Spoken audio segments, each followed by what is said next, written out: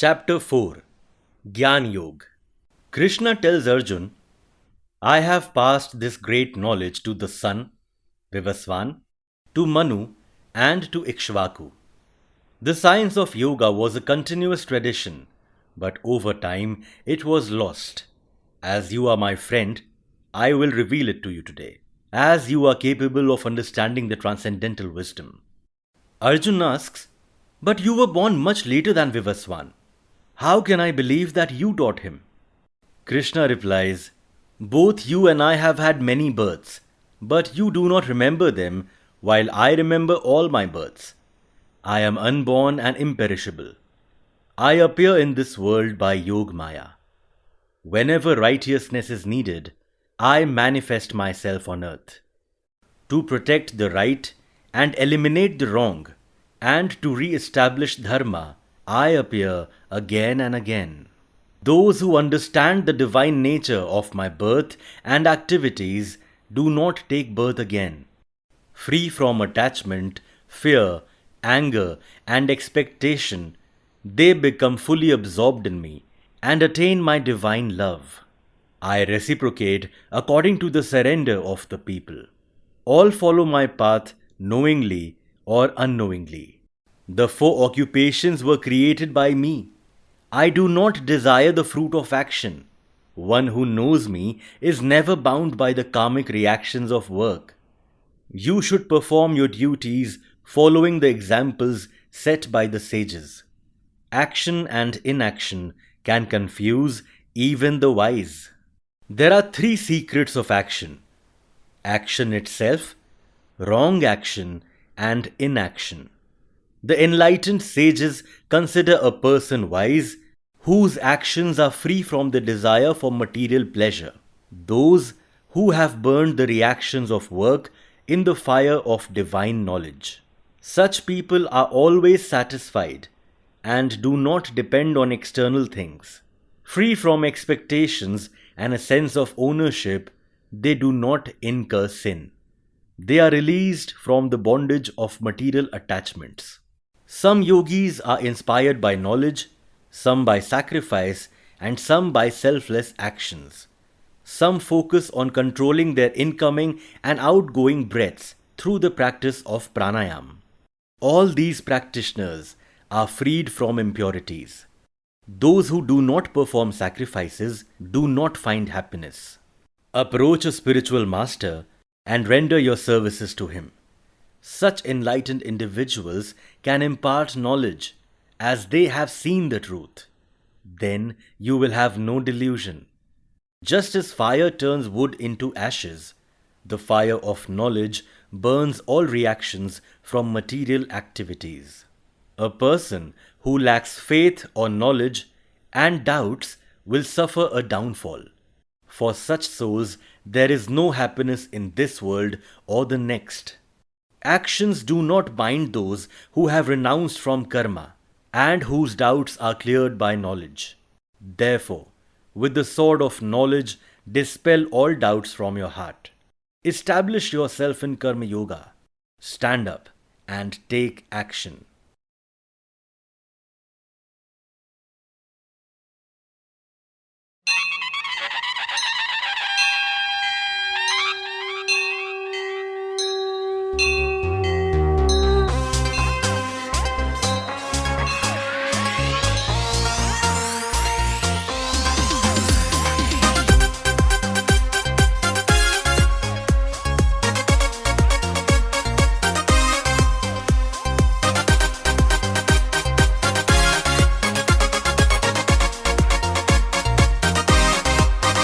Hare Krishna, Krishna Krishna, Krishna Krishna, Hare Krishna, Krishna Krishna, Hare Krishna, Hare Krishna, Krishna Krishna, Krishna Krishna, Hare Krishna, Krishna Krishna, Hare Krishna.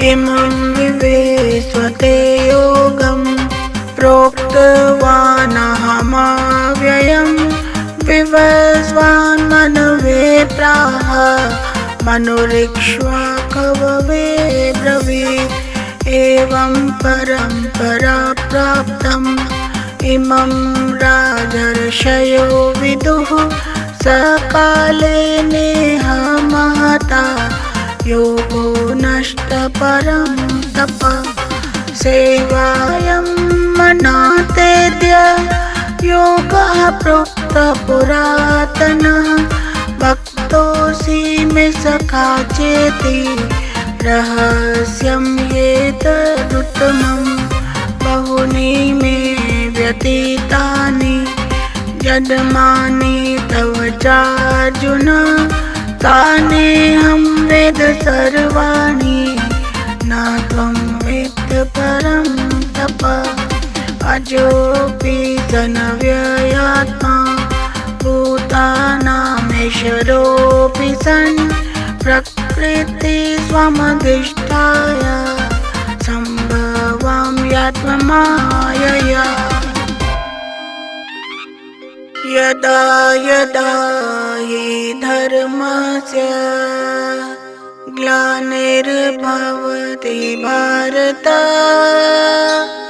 अभ्युत्थानम् अधर्मस्य तदात्मानं सृजाम्यहम् परित्राणाय साधूनां विनाशाय च दुष्कृतां धर्मसंस्थापनार्थायम् सम्भवामि युगे युगे सम्भवामि युगे युगे सम्भवामि युगे युगे। हरे कृष्णा कृष्णा कृष्णा कृष्णा कृष्णा हरे कृष्णा कृष्णा कृष्णा हरे कृष्णा हरे कृष्णा कृष्णा कृष्णा कृष्णा कृष्णा हरे कृष्णा कृष्णा कृष्णा हरे कृष्णा। वीतराग भय क्रोधा मन्मया ममुपाश्रिताः बहवो ज्ञान तपसा पूता मद्भावमागता ये यथा मां प्रपद्यन्ते तान् तथैव भजाम्यहम् मम वर्तमानुवर्तन्ते मनुष्याः पार्थ सर्वशः न मां कर्माणि लिम्पन्ति न मे कर्मफले स्पृहा इति मां यो अभिजानाति कर्मभिर्न स बध्यते कर्मणो ह्यपि बोद्धव्यं सविकर्मणः अकर्मणश्च बोद्धव्यं गहना कर्मणो गतिः कर्मण्यकर्म यः पश्येत् अकर्मणि च कर्म यः स बुद्धिमान् मनुष्येषु स युक्तः कृतस्न कर्म कृत्। हरे कृष्णा कृष्णा कृष्णा कृष्णा कृष्णा हरे कृष्णा कृष्णा कृष्णा हरे कृष्णा हरे कृष्णा कृष्णा कृष्णा कृष्णा कृष्णा हरे कृष्णा कृष्णा कृष्णा हरे कृष्णा। यस्य सर्वे समारम्भा काम संकल्पवर्जिताः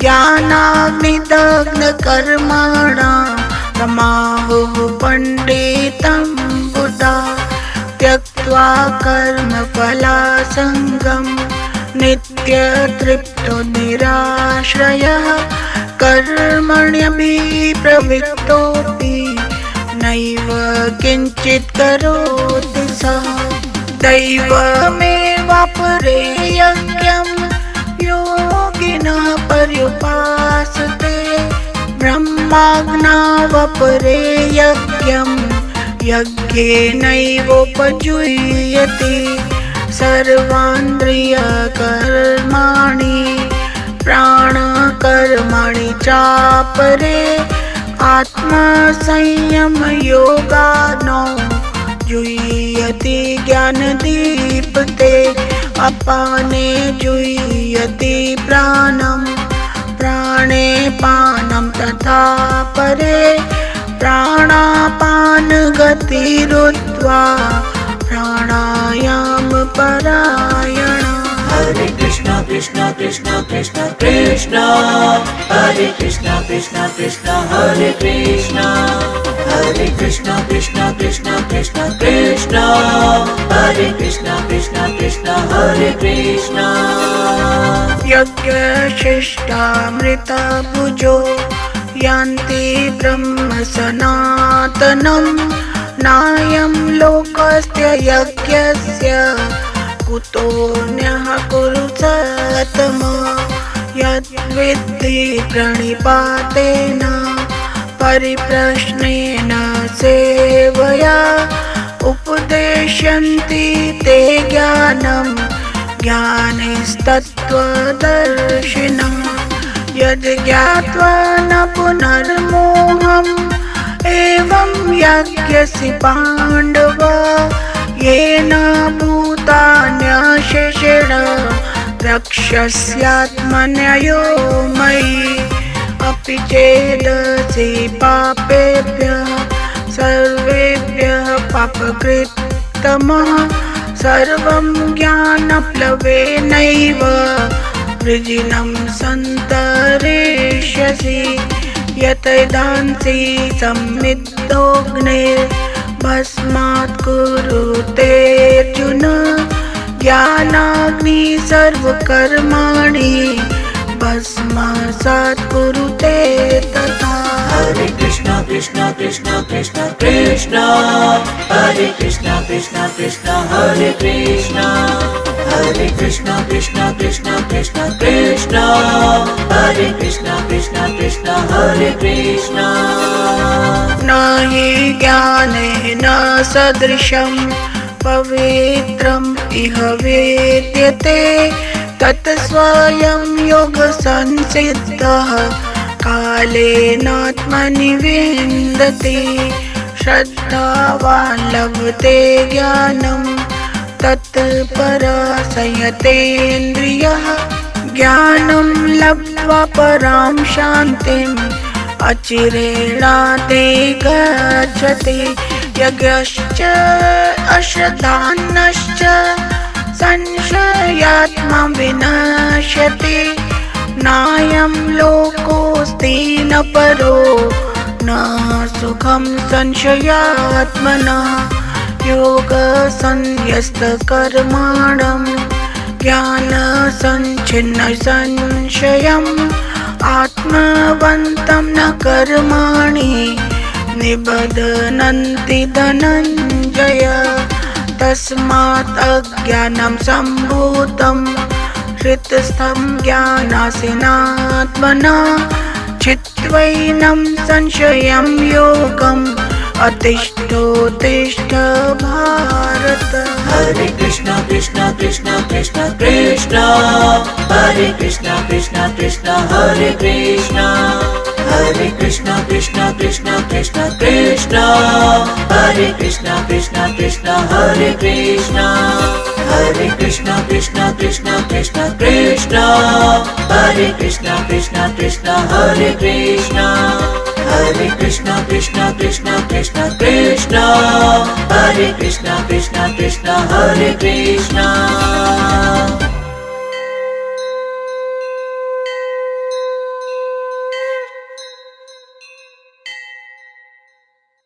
चौथा अध्याय ज्ञान योग। श्री कृष्ण अर्जुन से कहते हैं, ये योग का विज्ञान मैंने सूर्य, विवस्वान, मनु और इक्ष्वाकु को दिया। ये विज्ञान एक प्रथा बन गया था जो पीढ़ी दर पीढ़ी सिखाया गया, मगर समय के साथ ये लुप्त हो गया। तुम मेरे मित्र हो, इसलिए आज मैं पुनः तुम्हें यह ज्ञान देता हूं। इस पर अर्जुन ने प्रश्न किया, मगर आपका जन्म तो विवस्वान के मुकाबले बहुत बाद में हुआ था, तो फिर मैं कैसे ये विश्वास कर लूं कि आपने ये विज्ञान उन्हें सिखाया था। इस पर श्री कृष्ण ने कहा, तुम्हारे और मेरे अनेकों जन्म हुए हैं, मुझे सब याद है, जबकि तुम्हें कुछ भी याद नहीं। मैं योग माया से इस दुनिया में प्रकट होता हूं। जब जब धर्म की जरूरत होती है तब तब मैं प्रकट होता हूं। सत्य की सुरक्षा और असत का नाश करने के लिए और धर्म की संस्थापना करने के लिए मैं बार बार प्रकट होता हूं। वे जो इस जीवन चक्र और कर्म का ज्ञान लेते हैं, वो दोबारा शरीर त्याग के बाद जन्म नहीं लेते। मोह, भय, क्रोध, इच्छा, इनसे मुक्त हो मेरा प्रेम प्राप्त करते हैं। 4 प्रकार के पेशे मेरे द्वारा दिए गए थे। मुझे कर्म का फल नहीं चाहिए। जिन्हें ये ज्ञान है वो कर्म के फलों में घिरे नहीं रहते। तुम्हें साधुओं की तरह अपने कर्तव्य निभाने चाहिए। कर्म निष्कर्म बुद्धिमानों को भी भ्रमित कर देते हैं। अब मैं तुम्हें कर्म का रहस्य बताऊंगा।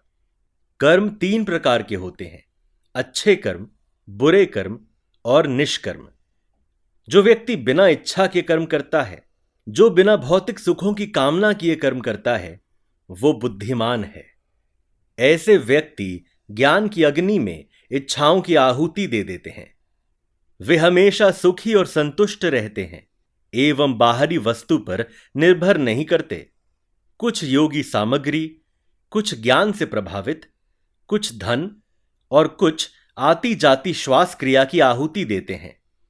कुछ प्राणायाम कर आती जाती श्वास को रोक लेते हैं। ऐसे सभी ज्ञानी अपवित्रता से मुक्त होते हैं। जो ऐसा कोई भी दान नहीं करते, कभी जीवन में सुख और खुशी हासिल नहीं करते। किसी आध्यात्मिक गुरु को अपनाओ, उनकी सेवा करो। ऐसे ज्ञानी ज्ञान दे सकते हैं, क्योंकि वे सत्य जानते हैं। जिस प्रकार लकड़ी जलकर राख हो जाती है, वैसे ही ज्ञानाग्नि भौतिक गतिविधियों की प्रतिक्रिया को जलाकर राख कर देती है। जो व्यक्ति ज्ञान और आस्था में अविश्वास करता है, उसका पतन होता है। ऐसे लोगों को इहलोक और परलोक दोनों में खुशी नहीं मिलती। जिन व्यक्ति की ज्ञान के प्रति शंका दूर हो जाती है, उन्हें कार्यवाही विचलित नहीं करती। इसलिए ज्ञान रूपी तलवार के सहारे अपनी शंकाओं को दूर करो। अर्जुन, खड़े हो जाओ और युद्ध करो।